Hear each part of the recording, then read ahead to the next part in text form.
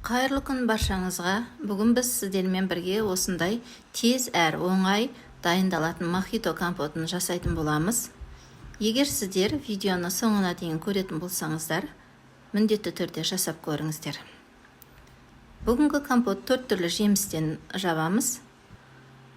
Шабдалы, қараөрік, алма, жүзім және бізге қажеті жалбыз.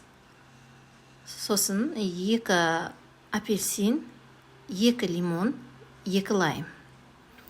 Бұл жемістердің бәрі сода салынған суға жуылып алынды. Дайын жемістерімізді банкіге осылай 400 граммның көлемінде салып шығамын. Алманы мен осылай турап алдым, өйткені мендегі алма өте үлкен болды. Егер сіздерде көлемі кішірек алма болса, бүтіндей салуға болады.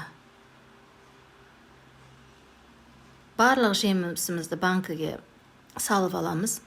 Ендігі кезекте лимон, апельсин, лаймды дөңгелек етіп тураймыз және дәнінен аршып аламыз.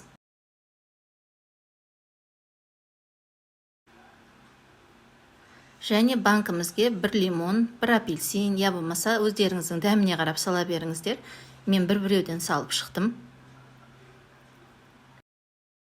Келесі бізде жалбыз жапырағы 2-3 жапырақтан салып шығамыз. Және әр банкіге 200-250 грамм қанттан саламыз. Мен 250 грамм қант қостым, өйткені бүгін тәтті мохито жасайтын боламын. Осылай қантымыздың бәрін салып шықтық.